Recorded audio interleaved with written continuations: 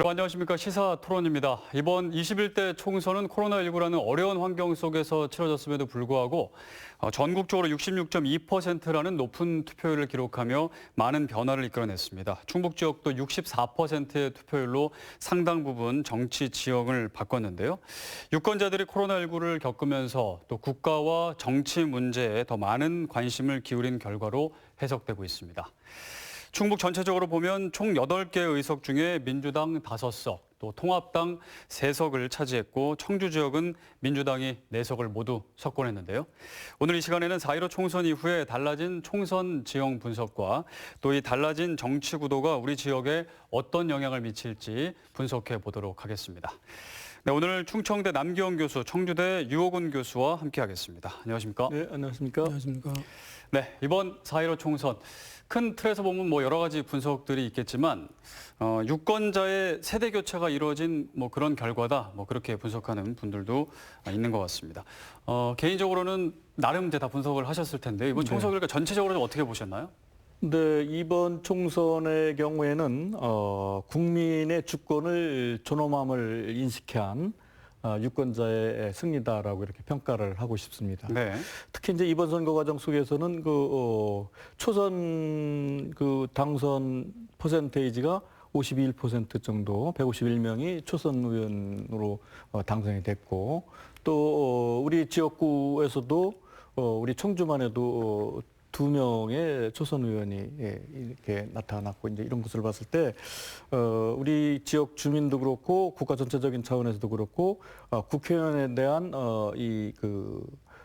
바람이 이제는 올해 많이 한 이런 국회의원 부담도 우리 주변을 보듬고 또 지역을 발전시키고 국가 발전에 좀 공헌할 수 있는 그러한 후보를 선택한 것이 아닌가 하는 이런 생각을 해볼 수가 있고요. 네. 그런 면에서 보면은 어쨌든 이번 선거 과정을 통해서 우리나라의 어떤 미래, 특히 이제 코로나19로 인해서 나타나는 우리 위기 문제, 그리고 경제 부진으로 나타나는 경제 활력화 문제, 또 이제 문재인 정부가 추진하고자 했던 여러 가지 어떤 개혁 정책들, 이런 것들이 여하히 추진할 수 있는 그런 기반이 다져진 선거가 아니었나, 이렇게 생각을 해볼 수가 있겠습니다. 네, 교수님은요? 우선 투표 결과로 이제 더불어민주당하고 더불어시민당이 이제 180석의 의석을 확보했죠. 이 선거 결과는 민주화 이후에 그 단일 정치 세력이 의석의 60%를 차지한 경우는 없었습니다. 그러니까 이러한 선거 결과는 아주 유례없는 결과라고 볼 수가 있겠죠. 그러면 이제 그 선거 결과가 함의하는 것이 무엇이냐? 물론 이제 대통령 임기 중에 선거가 벌어질 때는 대개 중간 선거라고 얘기를 하죠. 미국의 경우도 중간선거에서 대통령 소속 정당이 이기는 경우는 그렇게 많지 않습니다. 오히려 예외적이죠. 지난번 선거 때 이제 트럼프는 하원에서는 졌고 이제 상원에서는 이제 겨우 과반 이상을 차지했죠. 근데 우리는 이제 이번에 여당이 이제 압승을 거뒀다고 볼 수가 있는데 그것은 이제 코로나19로 인한 위기 상황에 대해서 뭔가 어떤 거기에 대한 하나의 대응 이런 것들에 대한 평가가 이제 이번 선거에 이제 반영이 된 것이고 네. 앞으로 이제 그 부분에 대해서 더 대응을 잘하라는 이제 준엄한 국민의 뜻이라고 볼 수가 있습니다. 또 하나는 이제 20대 국회가 우리가 이제 동물국회라고 얘기될 정도로 실제로 이제 많은 갈등과 그 대립이 있었잖아요. 그래서 이제 그런 부분을 좀 바꾸라는 뜻이 담겨져 있습니다. 왜 그러냐면 160석이라는 얘기는 국회 선진화법을 작동시켜도 이제 그 국회 선진화법에 따라서 이제 야당하고 이제 합의를 해야지만 법안을 처리할 수 있는데 160석이라는 의석은 사실은 그냥 여당이 단독으로 처리할 수가 있습니다. 국회 선진화법에도 불구하고. 그러니까 뭔가 결과를 내라는 이제 이런 뜻이라고 볼 수가 있는데 그것은 여당한테는 아마 이제 국민들의 어떤 책임을 부과했기 때문에 뭔가 결과를 내야 된다는 엄청난 하나의 압력이라고 볼 수가 있는 것이죠. 그 다음에 이제 젊은 층의 부분은 사실은 60대 이상의 그 유권자들은 되게 그 투표를 많이 하는 경향이 크죠. 네. 그런데 이제 이번에는 투표율이 전반적으로 높았는데 그 높은 이유는 사실은 40대 이하의 젊은 층들의 표심이 굉장히 중요하게 작용을 했고 그것이 선거 결과에 영향을 미쳤다고 볼 수가 있습니다. 그래서 네. 그런 차원에서 본다면 이제 유권자의 어떤 그 세대 교체라고 아까 사회자님 말씀하셨는데 말하자면 젊은 층의 그런 그 뜻이 이 선거 결과에 반영됐다 이런 평가를 할 수 있겠죠. 네. 근데 이제 물론 네. 이제 이런 긍정적인 측면도 있었습니다만은 잘 아시는 것처럼 영남의 그 통합당의 일괄주의 또 호남에 있어서 민주당 일방주의 이것이 결국 그간 우리나라 정치계에서 굉장히 가슴 아파했던 그래서 그런 지역주의 정치 색깔이 다시 되살아나는 것이 아닌가라는 악몽을 이제 꾸게 되고요. 그동안 좀 많이 깨졌다라는 분석이 그렇죠. 있었는데요. 지난 선거 20대 선거 과정 속에서도 대구 지방에서 김부겸 의원께서 네. 당선이 됐고 호남 지역에서는 국민의당이 거의 전석을 유지하다시피 했는데 이런 것들이 이제 깨졌다는 측면에서는 상당히 좀 가슴 아픈 내용이었다라는 생각이 들고 좀 전에 우리 교수님 말씀이 이제 160석은 이제 180석의 의미를 찾아서 이제 각종 뭐 국회 운영에 관해서 영향권을 주도권을 갖는다라는 표현으로 이제 말씀드리고 싶고 또 하나는 이번 선거에서는 그러다 보니까 너무 정당 구도로 가다 보니까 정책 선거가 좀 실종된 것이 아닌가. 네. 이제 그런 측면에서 보면은 우리도 지역에 있어서 어느 흥덕구, 상당구, 뭐 청원구, 뭐 제천단양 이 후보들이 나와가지고 제안하고 이러는 과정 속에서도 언론에 비친 어떤 역할 과정 속에서도 어떤 정책을 대결해가지고 A라는 정책에 대해서 갑론을 박하는 것을 못 봤거든요. 그래서 이번엔 철저하게 코로나19 정책으로 나타나는 이러한 그 역할 과정 속에서 정책 선거가 좀 실종된 것이 이제 문제가 됐다라는 생각이 들고 그러면서도 이제 SNS 우리나라가 그 세계적인 그 IT 강국이라는 네. 면모를 이제 이번 기회에 이제 보여줬다라고 생각을 하는데 그런 의미에서 이제 몰려다니는 찾아다니는 그런 쌍방향 소통 구조에서 이제는 안방에 앉아가지고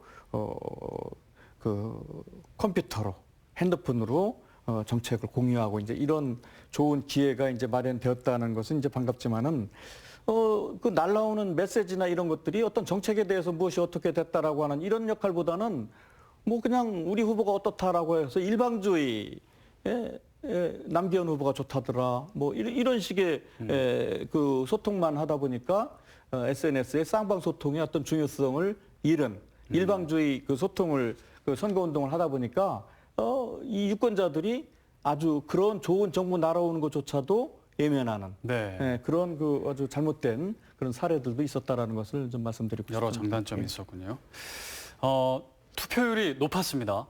네. 그래서 왜 높았는지에 대해서 그 전에는 낮을 것이라는 분석이 이제 코로나19 때문에 좀 많았는데 사전 투표율부터 심상치 않다.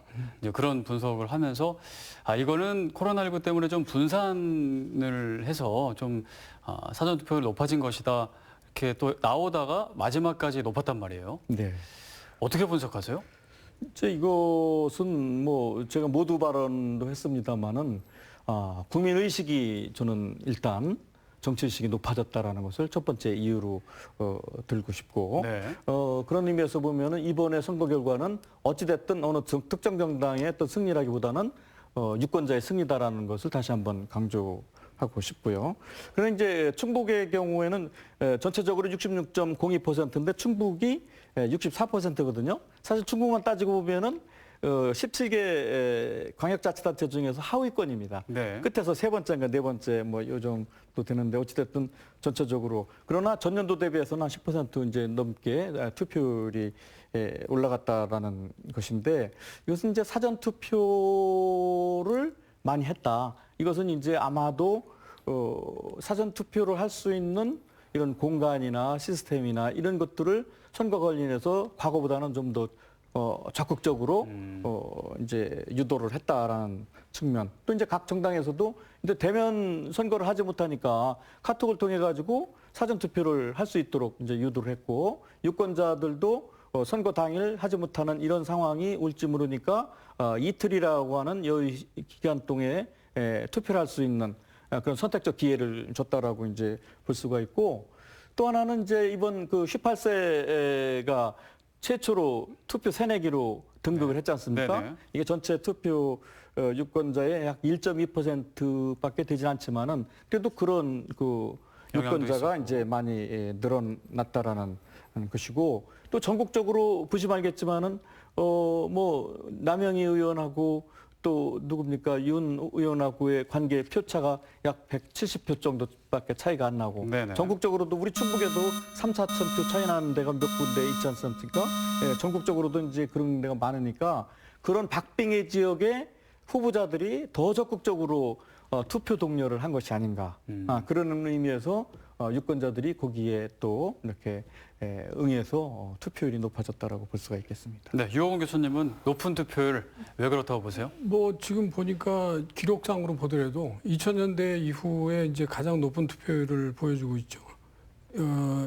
지난 2000년대 중에서 60% 넘은 적이 2004년에 17대 선거 때 한 번 딱 60%를 넘었어요. 60.6%로 60%를 넘었는데 요번에 이제 그 60%를 이제 훨씬 넘었죠. 충북의 경우도 이제 64%를 보였고, 그래서 이제 이런 결과는 지금 뭐 이제 코로나19 문제에 대해서 이제 뭔가 이런 국가적 재난이고 위기 상황이잖아요. 그래서 이제 그 부분에 대한 어떤 타개책에 대한 이제 국민들의 어떤 의지가 반영된 게 국민들의 의지가 반영된 거 아니냐, 이제 그런 생각을 합니다. 그러니까 네.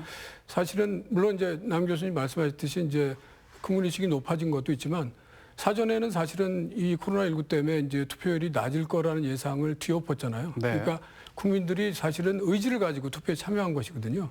그래서 이제 그렇게 본다면 결국 이 코로나19에 대한 그 실천적인 대처, 뭔가 이제 문제 해결을 하라는 그런 의미로 적극적인 어떤 그 투표에 참여를 했고, 그것이 이제 표심으로 나타났다. 뭐 이런 얘기를 할 수가 있겠습니다. 교수님께서는 이제 코로나19의 영향이 가장 컸을 것이다. 네네네. 이렇게 보시는군요. 네. 자, 그리고 이번에 이제 충북 지역은 그동안에 이제 총 8석 중에 그 거대 양당이 4대4의 구도였는데, 네. 이번에는 민주당이 5, 통합당이 3의 구도가 됐습니다. 이 구도의 변화 큰 차이는 아닌데요. 전국적으로 또 연결 지어서 어떻게 볼 수 있을까요? 충주, 충북 지역이 특히 중도적 성향이 많은 것 같습니다. 네. 20대 국회의원 선거 과정 속에서는 사실 당초 선거에서 4대4였거든요. 그래서 이제 제천 지역이 이제 그 권석창 의원께서 중도 이제 낙마하는 바람에 보궐선거에서 이우상 의원이 되는 바람에 4대4가 된 거예요. 근데 이제 이번 선거에서는 거꾸로 이제 5대3이 됐고요. 이런 과정에서 놓고 본다면은 충북 지역이 그래도 앞서가지 않고 중도적 성향을 가지고 있구나라는 생각을 하고 있고, 특히 이제 이와 같이 우리 충북 지역, 그러면 굳이 이제 5대3 별 뭐 한석 차이이지만은 그 통합당이 한석을 잃은 원인이 뭐냐? 네. 저는 이제 지방 그 국회의원 선거도 중앙당 정강 정책에 따라서 많이 이제 좌우를 하거든요. 그런 의미에서 봤을 때 통합당의 지도부의 리더십 부재가 지방까지 영향을 미쳤다라는 그것 중에 가장 중요한 것이 황교안 대표의 시대 정신을 잊지 못하는 이러한 그 리더십이 결국 그 지방에 있는 유권자들에게도 이제 영향을 미쳤다라고 이야기할 수가 있고, 네. 또 이제 그 통합당에서 이번에 크게 실수한 것이 공천 과정의 문제점이잖아요. 특히 이제 공천 실수, 민경욱 후보 같은 경우는 했다 말았다 했다 뭐 이런 경우, 또 이제 황교안 대표의 정치적 경쟁자들을 공천에서 낙선시키고 네. 뭐 이러는 과정의 역할. 우리 충북에서도 이제 역할을 본다면은 정우택 이제 결과론적인 얘기입니다만은 지역에서 해자되는 것이, 야 정우택 후보를 차라리 상당에 놔두었으면은 한석이라도 얻을 수 있었지 않겠는가라고 이야기하는 사람들이 물론 이제 뭐 진행해 본 거 아닙니다만은, 그래서 정우택 후보가 갑자기 이제 흥덕구로 가는 바람에 또 김수민 후보가 갑자기 전략 공천되는 바람에 사실은 통합당 내부의 지지자나 후보자 예상자들은 사실 이의가 있었죠. 네. 근데 이런 것들이 통합당이 지지세를 얻지 못하게 하는 결정적인 그 패인이 되지 않았는가 하는 그런 생각을 해보고 또 이제 우리 지역에서도 마찬가지고 지금 뭐 상당구 같은 경우 보면은 그 김종대 의원이 나왔음에도 불구하고 정정순 의원이 당선이 됐죠. 당선이 된 것을 보면은 역시 젊은 세대들이 사는 이 정정순 의원도 보니까 이 용암 1, 2동, 금천동, 산성 명암동 아파트 단지에서만 이겼고 네. 나머지 시골 면이나 나머지 동에서는 적거든요.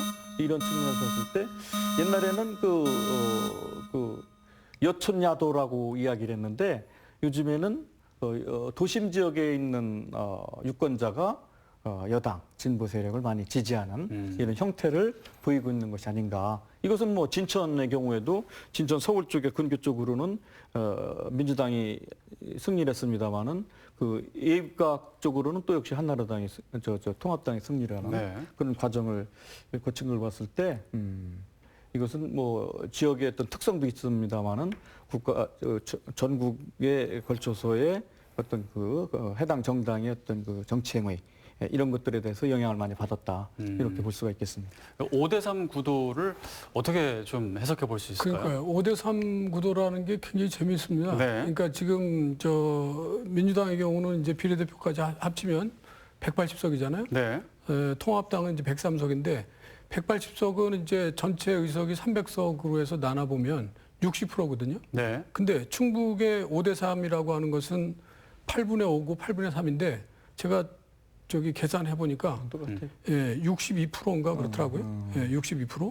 그러니까 사실은 이제 충북이 사실은 전체 우리나라 선거 결과를 정확하게 반영하고 있다 이렇게 얘기를 할 수가 있습니다. 재확인했네요. 네? 민심의 바로미터라는 거를 그렇죠. 재입증했네요. 그러니까 아마 앞으로 정당들이 선거할 때는 전국 단위 선거라면 충북에 와서 한번 좀 사전 여론조사를 하든지 물어보고 그다음에 이제 그 판세에 대한 판단을 좀 해야 되지 않을까. 그러니까 뭐 지금까지 결과를 이번에도 정확하게 반영하고 있습니다. 네. 예, 그래서 충북이 우리나라 전체 민심의 그 리트머스 시험지다. 뭐 이렇게 얘기해도 과언이 아닐 만큼. 그다음에 이제 또 하나 중요한 의미는 지금 아까 서두에 이제 우리 남 교수님 말씀하셨지만 지금 선거 결과가 이제 동서로 이제 양극화되는 이제 과거로 돌아가는 그 어떤 회귀성, 퇴행성이 보이는 게 아니냐는 비판이 있습니다. 네. 물론 딱히 이제 뭐 그렇게 그냥 딱 뭐 이렇게 단언할 수는 없지만 그러나 이제 여하튼 현상적으로 나타나는 것은 동서 양극화의 어떤 선거 결과가 나타나는데 충북의 경우는 이제 그것을 중심을 잡아줬죠. 양극화가 아니라 5대3의 구도로 지금 상황에서는 이제 어떤 여당이 이니셔티브를 가지고 일을 하되 그러나 야당도 충분히 견제 세력으로서 역할을 할 수 있을 만큼의 이제 그런 표를 준 것이라고 볼 수가 있습니다. 그래서 이런 영혼화함으로 양극화된 지역 분할 구도를 충북이 어느 정도는 이제 중화시키면서 그리고 어느 정도는 통합을 시키면서 이렇게 5대3의 구도를 만들어주지 않았나 이런 평가를 할 수가 있습니다. 그럼 이걸 어떻게 보세요? 이번에 이제 충북만 놓고 봤을 때 청주 지역은 이제 민주당이 가져가고 청주 외 지역은 통합당이 대부분 차지했는데 청주와 청주 외 지역으로 나뉘는 이 양분이 좀 더 분명해지고 있다 이런 해석도 있던데요. 그래도 이제 뭐 그렇게도 볼 수 있습니다만 이번의 경우는 그래도 중부 3군이 또 민주당으로 네. 가져왔고 제천 단양은 또 엎치락뒤치락했고 또 사실 보은옥천 그 동남 4군의 경우에도 곽상한 후보의 뒤늦은 출마지만은 굉장히 많이 따라져 가고 있다라고 보면은 전반적인 입장에서 보면은 충북의 경우가 보수 중도에서 진보 쪽으로 유권자의 마음이 좀 네. 변화가 되는 것이 아닌가 뭐 그래요. 그런 생각을 해보고 근데 예. 저는 좀 조금 네. 다르게 생각합니다. 왜냐하면 물론 이제 지금 말씀하셨듯이 이제 정당 구도 물론 진보나 보수나 이제 그런 게 중요한데 그 우리가 염두에 둘 건 뭐냐면 이번 선거는 사실은 결과로서 좀 보여달라는 그런 의미가 굉장히 많이 담겨져 있다고 생각합니다. 그 얘기는 물론 정당의 어떤 진보냐 보수냐에 대한 것도 이제 표심에 영향을 미쳤겠지만 또 하나는 후보자의 면면들을 보면 사실은 문제 해결형 후보들이 상당 부분 당선됐다고 봐지거든요. 네. 청주 지역에 당선된 민주당 당선자들은 정정순 후보는 뭐 행정전문가, 그다음에 뭐 누구죠? 예, 그다음에 이제 이장석 후보는 이제 정치 행정을 아우를 네. 수 있는 인물. 그다음에 도종환 후보는 이제 뭐 장관 역임을 했으니까 뭐 두말할 필요가 없겠죠. 그다음에 이제 변재일 후보는 이제 5선의 그 최다선 의원이고, 그다음에 이제 임호선 당선자도 이제 경찰청 차장을 역임했습니다. 그리고 이제 통합당의 이제 이정배 당선자 같은 경우도 2차례 충주시장을 역임을 했죠. 네. 엄태영 당선자의 경우도 제천시장 재임 기간에 이제 그 경제적인 기업 유치와 관련된 그런 성과를 냈고, 그래서 이제 이런 부분들은 결국은 이제 현재 상황에서는 그런 인물이 어떤 현재 상황을 타개하는데 좀 더 좀 역할을 해라. 이제 그런 뜻이 좀 담겨져 있지 않은가. 저는 그런 생각을 좀 합니다. 예. 그러니까 전체적으로 봤을 때 좀 거대 양당의 당의 구도가 있었다면 충북에서는 당보다는 인물, 더 충북 발전을 위해서 일을 좀 더 잘해라. 이런 쪽으로 몰아줬다. 당보다는이라고 얘기할 수는 없고 이제 당에 대한 것도 분명히 있습니다. 당에 대한 것도 있는데 그러나 이제 또 하나 플러스 알파를 한다면 그 인물들이 뭔가 일을 해달라는 거죠. 네. 뭔가 결과로서 보여달라.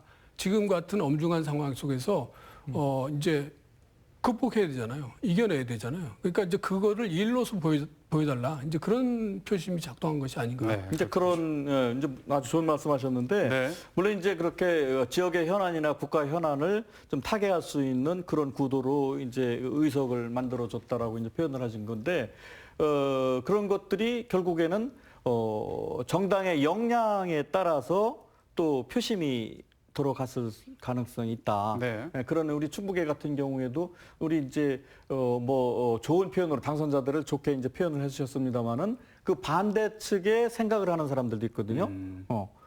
그 도종환 의원의 경우, 또 이장섭 의원의 경우, 또 변재일 의원의 경우, 또 정정순 의원의 경우 다 그 일장일단의 어떤 역할이 있는데 저는 제 생각에 이번에는 후보자를 보지 않고 정당을 보고 아주 쉽게 표현하면은 문재인 대통령의 지지율에 따라서 당선을 가져갔다라고 해도 과언이 아니다. 저는 그런 생각을 합니다. 네.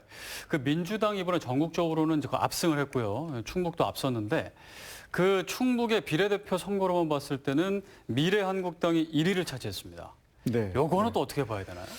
글쎄 이제 저도 데이터를 제가 뽑아왔는데 이제 전국적으로는 이제 한국당이 33.84, 네. 시민당이 33.35, 정의당이 9.7, 국민의당, 그다음에 이제 열린민주당 이렇게 나와 있는데 우리 충북의 경우를 보면은 역시 그 한국당이 약 40% 정도가 되더라고요. 네. 민주당 이제 그 시민당이 30% 정도 되고 정의당이 한 10% 정도 되고 이렇게 봤을 때 그 한국당 성향을 가진 표가 약 그 41% 국민의당 합쳐가지고 네. 그렇게 볼 수가 있고 시민의당, 정의당 또 열린민주당 이렇게 하다 보면 48%. 그러니까 전국적인 비례랑 이제 비슷하긴 한 건데 네. 어쨌든 그 지역의 비례대표의 관계에 있어서 한국당이 이제 다수를 지지했는데, 근데 이제 우리 그 상당구에 김종대 의원께서 출마하지 않았습니까? 네. 그래서 상당히 그 유권자들, 지역의 오피니언 리더들이 이제 관심을 이제 가졌었는데, 그분이 자기 득표율이 6.91%인가 01%값밖에 못 얻었는데 네. 비례 의석은 상당구에서 약 10%가 넘었습니다. 아, 그래요? 네. 그런 걸 봐서는 이제 비례대표의 지역구는 정당에 소위 말해서 자칫 잘못하다가는 민주당이 의석을 잃겠다 싶어서 진보층이 민주당의 후보에게 투표를 하고 또 정당은 자기 본심을 드러낼 수 있는 관계 속에서 오히려 정의당 쪽에 많이 투표를 했다. 네네. 이렇게 이제 평가를 해볼 수가 있겠죠. 그러면은 미래한국당은 왜 1위가 된 건가요? 전체 결과와는 그 미래한국당의 경우는 네네. 이 결과도 저 충북의 결과나 전국의 결과가 똑같아요. 아 그렇죠. 전국에도 그렇게 했죠. 아, 네네네. 그래서 네. 전국의 그것도 결과- 반영한 것이다. 네네네. 네. 똑같은데 이제 사실은 이제 이 비례대표가 이제 의미를 좀 더 부여를 하려면 사실은 지금 요번 선거제도는 이제 준연동형 비례대표제를 택하고 있기 때문에 네. 사실은 비례대표제가 상당히 의미를 가져야 되죠. 그런데 이제 거대 정당들이 이제 그 위성 정당을 만들어서 이 선거제도의 취지를 완전히 그 무산시켜 버렸단 말이에요. 퇴색하게 만들었죠. 그래서 이제 그런 게 이제 좀 문제가 있는 거고 사실은 비례대표의 이 결과도 충북의 결과나 전국의 결과가 순위도 똑같고 그 비중도 엇비슷합니다. 근데 그거 참 신기하죠. 왜 그럴까요? 충북은 왜 그런 건가요? 왜 그러니까 그거 그 충북의 이제 그 전국의 그 투표 결과의 바로미터라고 이제 네네. 이야기를 하고 그랬는데 저는 역사적인 배경이 있는 건가요? 글쎄 뭐 좀 짧은 시간에 충북인의 다 다루기에는 네. 성격을 다 다루기에는 이제 뭐합니다만은 짧게 얘기해 주신다면 여기가 이제 삼국 시대에도 그렇고 뭐 그런 네. 여러 가지 어떤 그 정치 입지적인 그 지역이다 보니까 평상시에 자기 표심을 잘 안 드러낸다는 게 이제 그 주된 네. 성격이지 않는가라는 생각이 들어서 여론하고 내용하고 좀 달라지고 또 대체적으로 좋은 표현으로는 다른 지역은 자기 지역의 특색의 지역구 정당을 적극 지지하지만은 우리 충북 사람들은 정말 정치의식이 높아가지고 모든 것을 종합 검토해서 최선의 합리적인 선택을 하는 그런 그 좋은 의사결정 구조를 가지고 있다. 저는 그렇게 충북이 좀 더 합리적인 말씀드리고 결정을 싶습니다. 하는 걸로 볼 수 있다. 또 중원의 그 네. 특징도 있죠. 사실은 딱 중심이잖아요. 네네. 충북이 이제 남한만 치면 딱 중심이란 말이에요. 그러니까 이 중원은 사실은 치우침이 없는 거잖아요. 네네. 네, 그러니까 이제 표심에서도 어떤 뭐랄까요, 이 균형자이고 뭔가 어떤 치우침이 없이 뭐 과유불급이라고 할까요? 뭐 네. 하여튼 그런 중원의 어떤 중용의 네. 표심이라고 할까? 이제 그런 부분이 있는 것 같아요. 그래요. 뭐 여러 가지 굉장히 복합적이겠죠. 근데 대구 경북으로 본인이 간다고 해서 나는 끝으로 왔으니까 치우쳐야겠다 이런 생각을 또 하진 않을 거란 말이죠.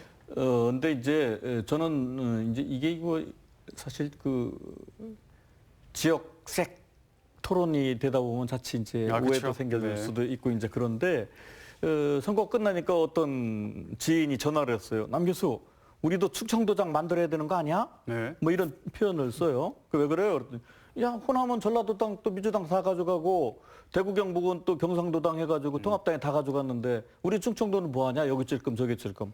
우리도 독자적인 세력을 만들어서 국가 정치의 중심으로 가고 우리 충북 지역, 충청도 지역도 발전 전략의 우선권을 가져와야 되는 거 아니냐 이제 이런 이야기를 네. 하거든요. 그래서 이제 그분한테 제가 그런 이야기를 했죠.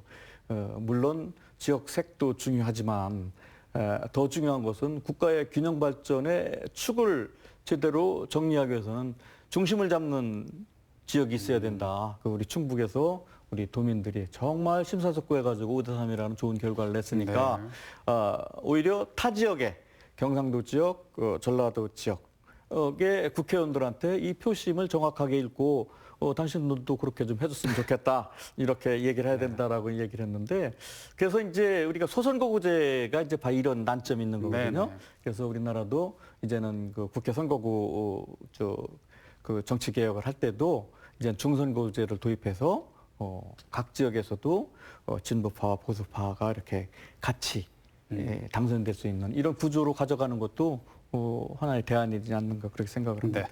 자, 그럼 이제 좀 짧게 좀 선거구별로 한번 분석을 해보겠습니다.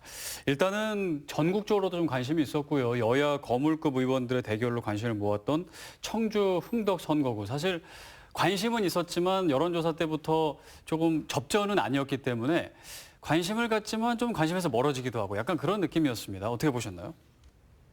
네, 흥덕구에 같은 경우는 당초에 도정환 의원께서 그냥 당선이 되는 것으로 봤죠. 네네, 처음에는 그러다가 그랬죠. 이제 이장섭 그 예비후보가 나온다고 그래가지고 또 당내에서 분란이 있었다가 네. 이장섭 오재세 후보가 이제 컷오프 되면서 이장섭 후보가 이제 서원구로 가면서 이제 독립적으로 이제 다시 돌아왔구나 싶었는데 통합당에서 거물급 그 정우택 후보가 넘어왔어요. 네. 그러다 보니까 사실 긴장을 하지 않을 수가 없었죠. 그런데 이제 아시는 것처럼 김양희 후보께서 거의 후보 등록까지 하지 않았습니까? 네네. 그래서 그래도 도종환 후보가 좀 낫겠다 싶었는데 이제 김양희 후보께서 사퇴를 하는 바람에 이제 접전 박빙으로 보는 통합당의 시각은 있었죠. 그러나 역시 도종환 후보께서 장관을 역임하고 또 그분의 본성이 좀 착하잖아요. 네. 그리고 또 그런 의미에서 지역 주민들과 그나마 청주권에 있는 정치인들 중에서는 또 더 나가서 충북에 있는 정치인들 중에서는 그나마 학계와 시민사회와 주민들 간의 이런 그 멤버십 또 이런 소통 의식이 높은 분이다. 네. 그런 측면에서 다수의 표를 얻어서 비교적 안정적으로 어느 당선됐다라고 정도 뭐 예상된 결과였다. 그렇습니다. 네. 네. 뭐 선거 결과가 이제 55.8%, 그다음에 이제 정우택 후보는 43.0%니까 17,000여 표 차니까 선거 결과는 좀 많이 차이가 벌어졌다고 볼 수가 있겠죠. 네. 이거는 아마 이제 사전 선거 결과나 뭐 여러 가지 선거 예측의 그 내용이 그대로 이제 결과에도 이제 반영이 됐다고 볼 수가 있습니다. 물론 이제 선거 초가 진행되면서는 사실은 두 정치 거물이 이제 맞붙었기 때문에 전국의 주목도 받았고, 그다음에 이제 다른 청주 지역이나 충북 지역의 판세에도 이제 영향을 주는 걸로 이렇게 봤는데, 그리고 이제 뭐 정우택 후보의 경우는 또 이제 그 후보에 대한 것보다는 또 정권 심판론을 내걸면서 네. 이렇게 선거 임한 것 같아요. 그러나 이제 역시 도종환 후보가 이제 무난하게 이제 당선을 했죠. 뭐 이제 그 문체부 장관 문재인 정부 초대 문체부 장관을 했고, 남북 교류 협력을 이제 평창 올림픽을 계기로 해서 남북 교류 협력을 잘 이끌었고, 그러니까 이제 전국적인 인도를 갖춘 그런 중량감 있는 정치인으로 이렇게 발돋움한 그런 결과로 이제 나타났다고 볼 수가 있고, 흥덕구는 사실은 지난 20년 동안 이제 진보 정치, 진보 쪽에서 계속 당선이 됐잖아요. 네. 그래서 이제 그런 진보 정치 뭐 1번지라고 할까 뭐 그런 표현도 하더라고요. 이제 그런 흐름이 계속 이어진 걸로 보여집니다. 예. 그 이제 상당구도 주목이 많이 됐습니다. 아무래도 정치 1번지였고 또 이번에 그 김종대 의원이 또 열심히 활동을 했기 때문에 변수로 과연 어떻게 작용할 것인지에 대한 또 예측도 많았는데요. 이제 결국 정정순 후보가 당선이 됐죠. 접전이었습니다. 어떻게 보셨나요? 네, 저는 그 김종대 후보가 너무 표를 못 얻었다라는 생각이 들고요. 그런 의미에서는 정정순 후보가 신승을 거둘 수 있었다라는 생각이 네. 드는데, 지금 뭐 개표 과정 속에서도 뭐 굉장히 엎치락뒤치락 했죠. 엎치락뒤치락 했고 그랬는데, 김종대 후보의 득표율을 보니까 이건 정정순 후보가 이길 수 있겠구나 하는 생각이 들었어요. 마지막에 좀 몰아준 게 아닌가. 네, 그래서 이제 아까 이제 비례대표의 얘기도 했습니다만, 네.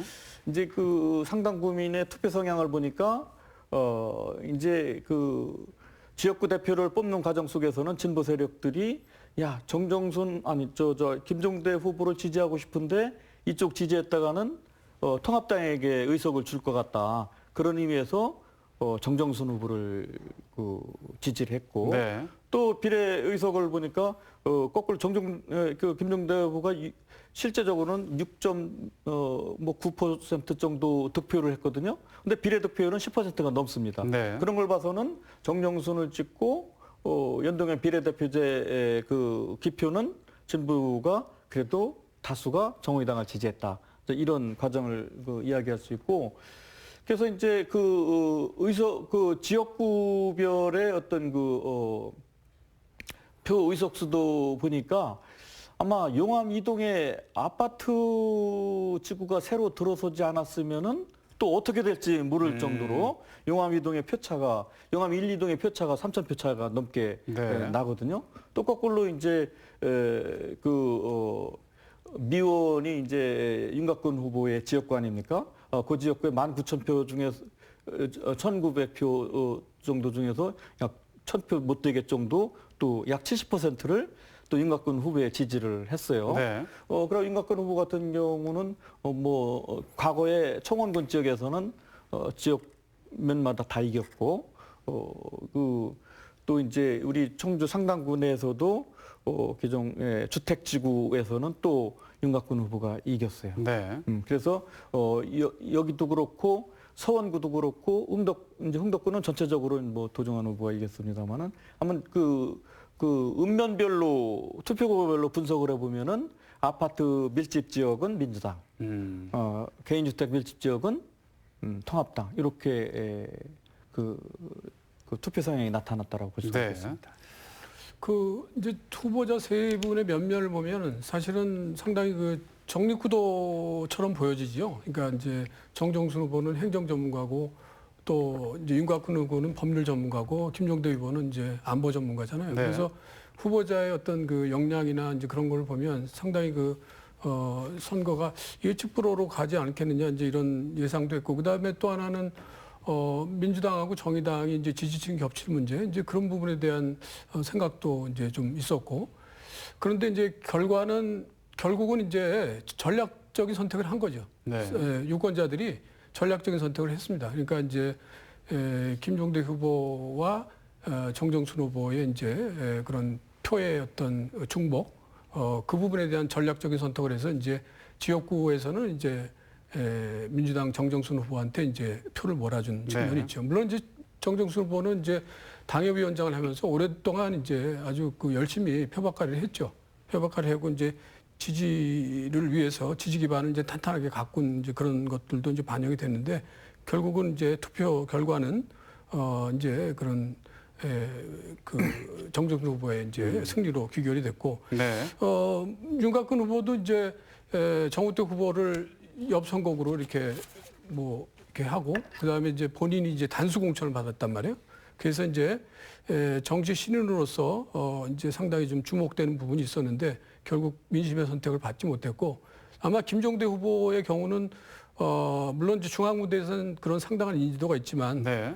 앞으로 이제 지역구를 위해서는 좀 더 많은 시간과 노력을 들여서 준비를 해야 된다는 것을 아마 절감했으리라고 생각을 합니다. 그러니까 상당구는 전체적으로 봤을 때 유권자들의 전략적인 투표의 결과였다. 네, 그렇게 좀 정리해 볼 수 있겠군요. 자, 민주당 이장섭 후보의 당선이 된 이제 청주 서원구는 사실 서원구에 사시지 않는 분들도 서원구의 결과에 굉장히 궁금해하시는 분들이 많았어요. 그렇죠? 아무래도 6전 7기에도 최현호 후보가 이제 도전을 하다 보니까 또 관심이 많으셨는데 출구조사 결과에서는 1위였습니다. 최현호 후보가 1위였고요. 그래서 더욱더 접전이었는데 결국은 이제 이장섭 후보의 당선으로 마무리가 됐습니다. 이거 어떻게 좀 평가해야 될까요? 그래서 이제 서원구가 사실은 굉장히 초미의 관심사였죠. 네. 5선 도전에 오재세 현역 의원을 컷오프시키고 또 청와대 비서실장 출신의 보좌관을 전략적으로 전략 공천 아니고 경선했습니다마는 네. 그쪽을 배치를 하는 과정 속에서 민주당 지지자들도 그렇고 또 지역의 시민사회도 그렇고 다 좀 여러 가지 복잡한 생각들을 이제 가지고 있었습니다. 그런데 이제 어찌됐든 그 투표 결과를 놓고 봤을 때 사실 이장섭 후보 이 지역도 보면 산남동, 분평동, 성화계 신동, 그다음에 그러한 서너 개 동에서만 이겼고 나머지 8개 읍면 동에서는 다 또 최현호 후보가 이겼어요. 그래요? 네. 그리고 또 당일 투표에서는 또 최현호 후보가 앞섰고 네. 사전 투표에서 뒤집어졌거든요. 네. 그러니까 이제 이 지역에 있는 그 유권자들이나 그 최현호 후보나 이장섭 후보가 다 아마 의아했을 겁니다. 굉장히 의아했는데 어찌됐든 투표는 한 표라도 결과로 말해주는 거니까 네. 어찌됐든 아까도 계속 말씀드립니다만은 그 아파트 지역에 있는 그 젊은층, 진보층에서 더 결집을 해가지고 투표를 하지 않았나. 당락을 좌우했다. 네, 당락을 좌우하지 않았나 그렇습니다. 네. 이제 이 서원구의 경우는 사실은 이제 이 오재세 의원이 이제 무소속 출마를 또 처음에는 말씀을 하셨기 때문에 이게 어떻게 될까 이제 거기에 대한 좀 어떤 판세 변화에 대한 어떤 평가도 있었는데 네. 결국은 이제 그거를 이제 이장석 후보가 잘 아울러서 이제 양자 구도를 만든 그런 측면도 이제 크게 작용을 한 것이고 그 다음에 이제 최현우 후보가 출구조사에서 이겼다고 이제 나왔죠. 네. 물론 이제 오차 범위 내에 있으니까 그렇죠. 사실은 이제 이제 통계 그러니까 그 설문조사는 사실 오차 범위에 있으면 그거는 별 큰 의미는 없는데 네. 그거는 오차 범위에 있으면 뭐 누가 이겨도 그거는 뭐 틀린 게 아니니까. 그런데 하여튼 뭐 그런 결과가 나왔는데 결국은 뭐 이장석 후보로 이제 규결이 됐어요. 그래서 최현우 후보의 경우는 사실 그야말로 6.7기입니까? 6.7기입니다. 6.7기의 어떤 그런 인간 승리와 같은 그런 그야말로 이제 본인의 어떤 꿈을 쫓아서 그렇게 그냥 지속적으로 그런 노력을 한 것이 이제 유권자들의 상당한 평가를 받은 측면이 있는데 좀 안타까운 면은 있죠. 그러나 이제 지금 상황이 이제 코로나19와 같은 엄중한 그 전국과 맞물리면서 결국은 이장석 후보는 이제 정치 신인이지만 그러나 이제 뭔가 이제 그동안에 이제 어떤 뭐 경력 이런 것들이 이제 이런 문제를 타개하는데 상당히 네. 그 적합한 그런 평가를 받아서 결국 그것이 이제 선거 결과로 이제 나타났다고 볼 수가 있겠죠. 최현우 후보는 다시 도전할까요? 어떻게 예상하세요? 글쎄, 본인만 알겠죠? 그렇습니다. 네. 뭐 그거 여기서 논의해야 할 건 아닌가. 네네네. 어쨌든 저는 특히 서원구 선거 과정을 보면서 야 지방자치 시대에 정말 이래도 되는가 싶은 정도의 생각을 한 적이 있어요.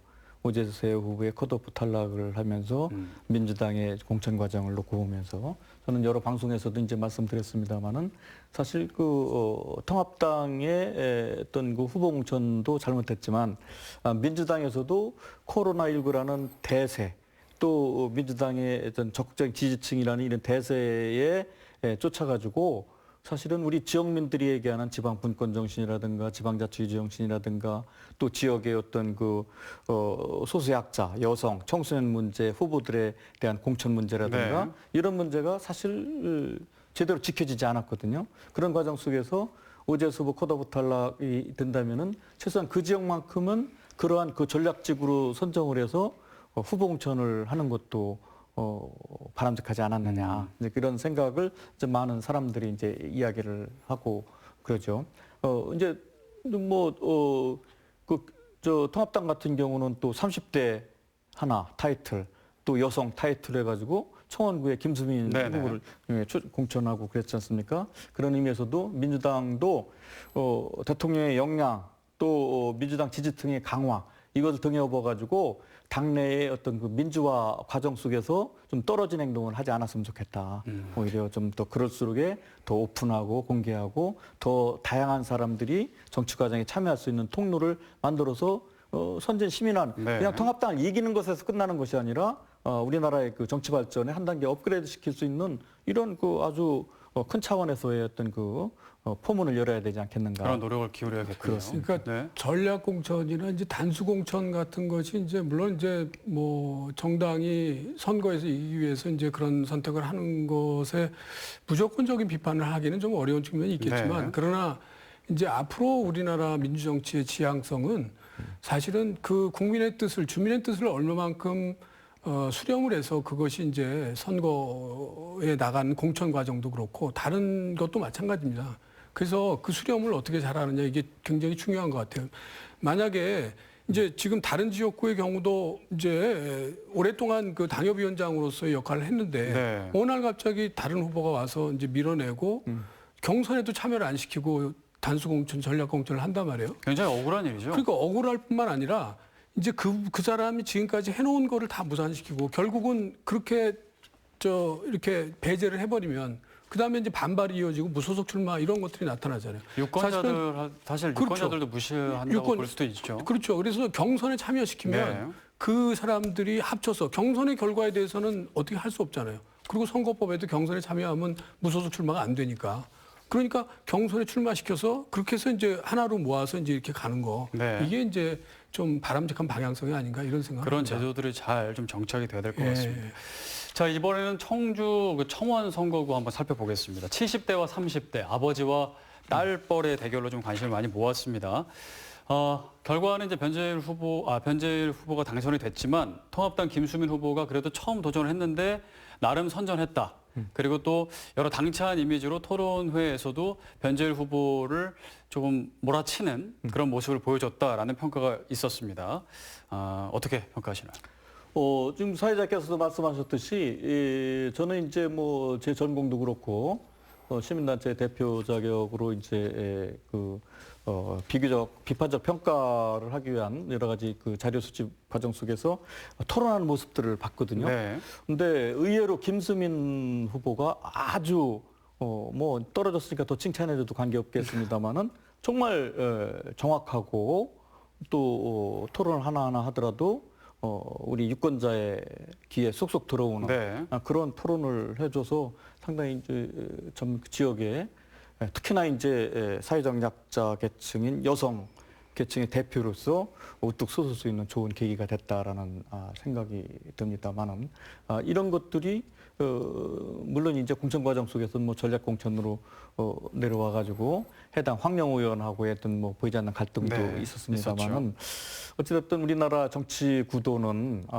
정말로 중앙 정치 권력가들이 좌지우지하는 이런 그 지방 정치 구도의 서열화가 아니라 그야말로 그 지방 주민 유권자들이 서로 토론하고 논의해서 자기의 후보를 공천하는 네. 그래서 그 대표가 국회의원의 지역의 대표로 가서 국정에 참여하는 이런 시스템으로 이제 전환을 해야 된다라는 생각이 들고 그런 면에서 이번에 김수민 후보는 비록 졌더라도 그 농촌 지역에서도 오창에서는 졌지만은 또 내수에서는 또 이겼어요. 네. 시내에서도 일부 이긴 데도 있고 이제 그렇게 보면은 김수민 후보의 지지층이 뭐 다양하게 형성됐기 때문에 다음에서는 좋은 결과가 있을 거라고 저는 생각을 하고. 네. 그것도 이제 변재일 의원 같은 경우는 이제 5선 의원이 됐어요. 네. 5선 의원이 우리나라 몇 명 안 됩니다. 5선 의원 보니까 13명이에요, 전국에. 300명 중에서 13명입니다.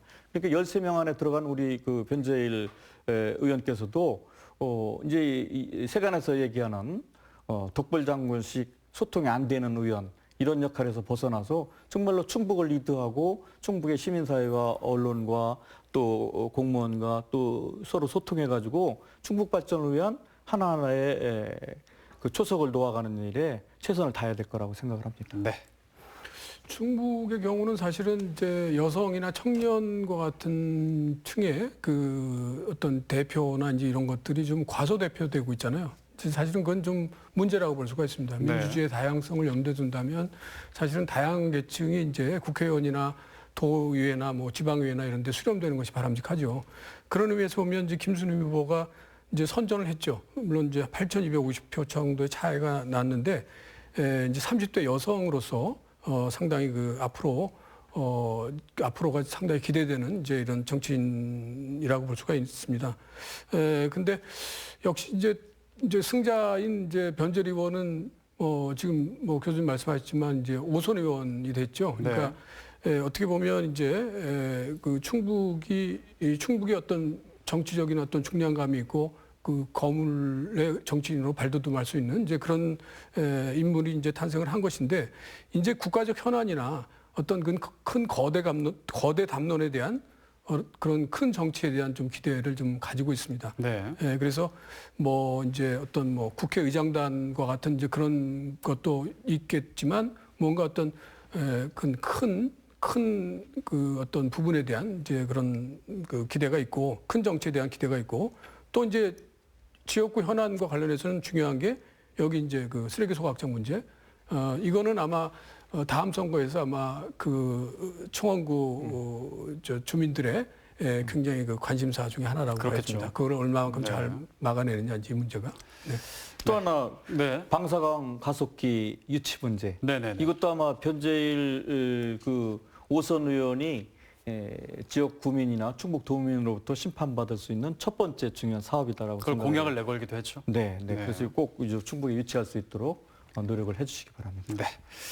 자, 아까 이제 뭐 풀뿌리 그 민주주의 또 정치 얘기해 주시면서 그런 것들이 이제 더욱더 필요하고 정착이 돼야 된다라고 말씀해 주셨어요. 근데 이번에 이제 당선인들의 면면을 보면 그동안과는 조금 다르게 그동안 이제 명문대 출신들이 많이 당선이 됐다면 이번에는 충북대나 청주대 출신들이 좀 당선이 됐습니다.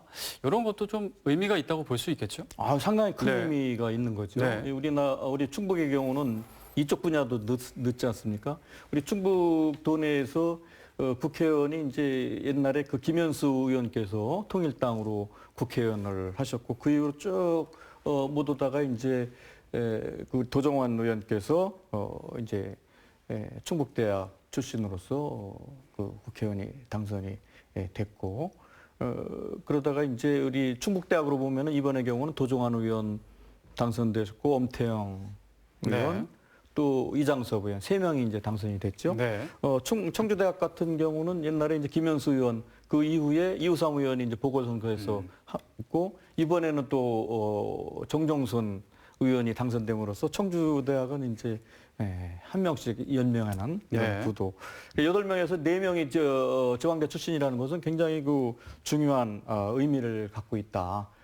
지방의 문화가 활성화해야 되는 것은 지방에 대학이 존재해야 되고 대학이 발전해야 되고 이제 이런 것인데 이런 측면에서 중요한 포스트에 있는 직업군이 지방대학 출신이 들어가지 못한다면은 누가 지방대학을 가서 공부를 하려고 하겠어요. 네. 그런 의미에서 이번에 그 4명의 국회의원들은 지방대 출신들 또 지방대학을 지향하고 지방에서 살아가는 대학생들이나 젊은이들에게는 굉장히 표상이 될 거다. 그런 의미에서 더 열심히 또 지방대 출신이기 때문에 역시다라는 생각 이런 그 평가 받지 말고 야 역시 지방대 출신이기 때문에 지역에 대해서 더 많은 문제를 잘 알고 있구나. 네. 그래서 이것을 타개할 수 있구나. 이런 정신이 몸에 배어 있구나. 이런 것들을 좀 보여줄 수 있는 그런 의정 활동을 좀 했으면 좋겠습니다. 좋은 영향을 끼쳤으면 좋겠네요. 네. 글쎄 서울 명문대 이렇게 막 얘기를 하는데 아마 이번에 당선되신 후보자들은 충북 지역의 명문대를 다 나오셨으니까. 네, 네. 네. 그 역량이나 또 앞으로 어떤 일을 할 것인지는 많은 기대를 해도 괜찮지 않을까 이런 생각을 합니다. 근데 네. 저는 좀 이런 생각을 합니다. 제가 이제 학생들한테도 하는 얘기인데 사실은 우리나라 교육 과정은 대학 때까지 어떤 어느 대학에 왔는지 그거는 사실은 암기 위주의 어떤 그런 역량. 그러니까 실제로 그 개인이 가지고 있는 역량이 한 20% 정도가 평가가 돼서 대학에 온 거라고 생각을 합니다. 네. 그래서 나머지 80%는 대학 이후의 과정을 통해서 이제 자기의 역량을 키우는 것이죠. 그렇게 봤을 때 어느 대학 출신이라는 것이 무슨 그 사람의 개인적인 능력이나 역량을 평가하는 기준이 돼서는 안 되는 것이고 네. 과연 그 사람이 공익을 담당할 수 있는 어떤 정치 사회 문제에 대한 어떤 공적인 관심과 생각이 누적적으로 쌓여져 있느냐 그런 경험을 가졌느냐 이게 중요한 것이죠. 그리고 이제 그런 차원에서의 어떤 자기 관리를 제대로 투철하게 잘했느냐 그리고 덧붙여서 전문성을 가졌느냐 이런 것이 중요하다고 볼 수가 있습니다. 그래서 이제 그런 평가를 가지고 어떤 인물에 대한 평가를 해야 되는 것이죠. 그다음에 이제 지역의 그 출신에 당선됐다는 것은 사실은 지역의 현안이나 지역의 문제에 잘할 거 아니에요. 그런 네. 부분에 대해서. 그래서 이제 그런 부분들은 아마 이분들이 이제 의정 활동을 할 때도 이제 지역의 문제 해결 차원에서는 굉장히 중요한 역할을 할 수 있을 것이다. 이런 기대를 가지게 합니다. 네, 앞으로 역할과 활동에 또 기대를 해봐야 될 것 같습니다. 자, 오늘은 이제 시간이 또 많이 이제 지나가서 마지막 질문을 드려야 될 것 같은데요. 두 분의 교수님과 함께 이제 충북 총선 결과를 좀 분석해보는 시간을 가졌습니다. 국회의원의 역할이 사실 그만큼 중요하기 때문에 저희가 시간을 들여서 오늘 얘기를 했는데요. 마지막으로 이번에 국회의원에 당선된 당선인들에게 좀 한 말씀씩 당부하고 싶으신 말씀이 있다면 해주시기 바랍니다. 네.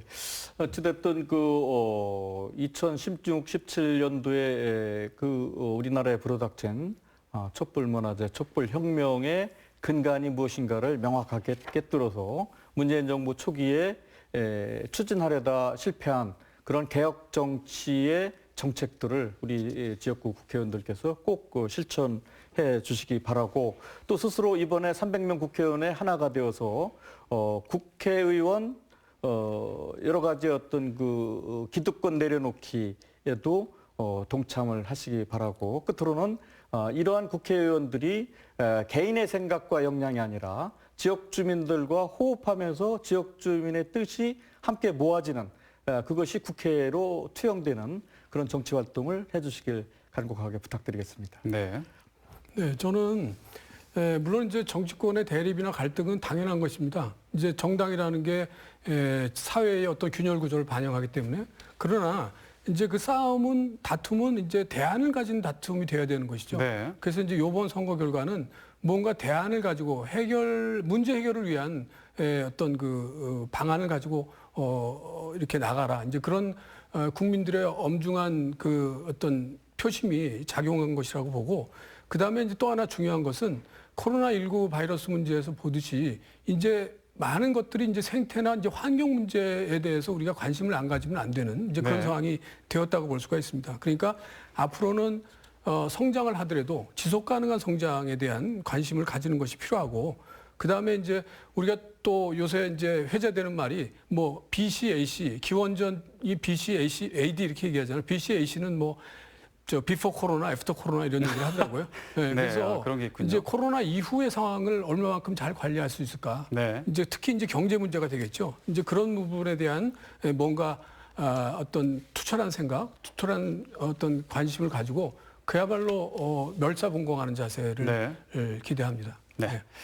저희가 이제 뭐 총선을 치르면서 이제 국회의원을 선택했다고 해서 끝난 게 아니라 앞으로 사실 더 중요한 거는 그분들이 잘 활동하고 그 역할을 잘 해낼 수 있도록 유권자인 또 이 국민 시민분들이 끝까지 관심을 가지고 지켜보는 게 중요하겠죠. 그렇죠. 네. 그런 것들이 더 필요할 것 같습니다. 네, 오늘 이 시간에는 충청대 남경원 교수, 청주대 유호근 교수와 함께 충북 총선 선거 결과 짚어봤습니다. 오늘 말씀 감사합니다. 예, 고맙습니다. 고맙습니다. 네, CJB 시사토론 여기서 마치겠습니다. 함께해 주신 여러분 고맙습니다.